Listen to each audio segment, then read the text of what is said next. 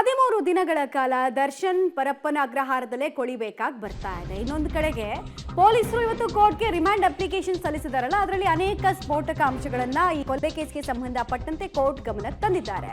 ಆ ಬಗ್ಗೆ ಡೀಟೇಲ್ಸ್ ಈಗ ನೋಡ್ತಾ ಹೋಗೋಣ.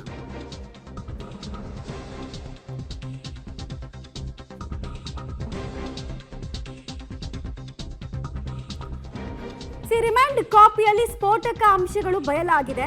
ವೆಬ್ ಆ್ಯಪ್ಗಳನ್ನ ಬಳಸಿ, ಅಂದರೆ ವೆಬ್ಸೈಟ್ ಪೋರ್ಟಲ್ಗಳು ಅಥವಾ ಸೀಕ್ರೆಟ್ ಆ್ಯಪ್ಗಳಂತ ಏನು ಕರಿತೀವಿ, ಕ್ರಿಮಿನಲ್ ಚಟುವಟಿಕೆಗಳಿಗೆ ಸಾಮಾನ್ಯವಾಗಿ ಬಳಕೆ ಆಗುವಂತಹ ಸೀಕ್ರೆಟ್ ಮೆಸೆಂಜರ್ ಆ್ಯಪ್ಗಳನ್ನೆಲ್ಲ ಇವರು ಕಾನ್ವರ್ಸೇಷನ್ ಎಕ್ಸ್ಚೇಂಜ್ಗೆ ಅಂತ ಹೇಳಿ ಬಳಸಿರೋದು ಪೊಲೀಸರು ಪ್ರೈಮಾ ಫೇಸಿಯಲ್ಲಿ ಕಂಡು ಹಿಡಿದಿದ್ದಾರೆ. ಅಷ್ಟು ಮಾತ್ರ ಅಲ್ಲ, ಕೃತ್ಯದ ನಂತರ ಹೊಸ ಸಿಮ್ಮನ್ನು ಕೂಡ ಆರೋಪಿಗಳು ಖರೀದಿ ಮಾಡಿದ್ರ ಬಗ್ಗೆ ಕೂಡ ಡೀಟೇಲ್ ಆಗಿ ವಿವರಿಸಿದ್ದಾರೆ.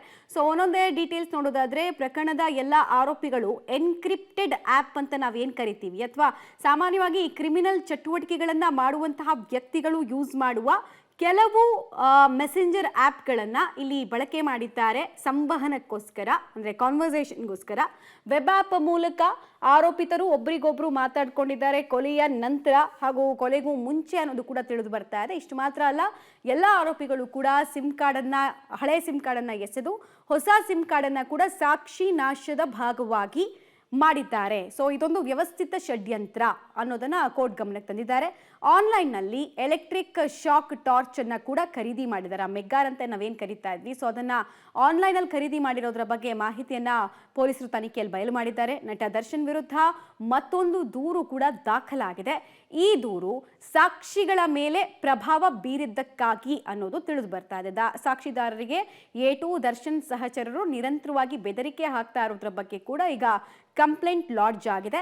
ಅನ್ನಪೂರ್ಣೇಶ್ವರಿ ನಗರದಲ್ಲಿ ಈ ಕುರಿತು FIR ದಾಖಲಾಗಿರೋದ್ರ ಬಗ್ಗೆ ಕೂಡ ಕೋರ್ಟ್ ಗಮನಕ್ಕೆ ತರಲಾಗಿದೆ. ಅಂದರೆ ಒಂದು ವೇಳೆ ಈ ಕೇಸ್ನಲ್ಲಿ ಟ್ರಯಲ್ ಆಗ್ತಾ ಇರಬೇಕಾದ್ರೆ ಆರೋಪಿಗಳೇ ಬೇಲ್ ಸಿಕ್ಬಿಟ್ರೆ ಇನ್ನೂ ಪ್ರಕರಣ ಹಳ್ಳ ಹಿಡಿದು ಹೋಗ್ಬಿಡುತ್ತೆ ಅನ್ನೋ ಆತಂಕದ ಭಾಗ ಇದು.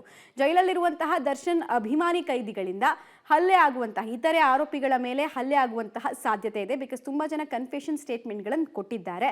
ಸೊ ಅವರನ್ನು ತುಮಕೂರು ಜೈಲಿಗೆ ಶಿಫ್ಟ್ ಮಾಡೋದಕ್ಕೆ ಮನವಿಯನ್ನು ಕೂಡ SPP ಅವರು ಕೋರ್ಟ್ಗೆ ಮಾಡಿದ್ದಾರೆ.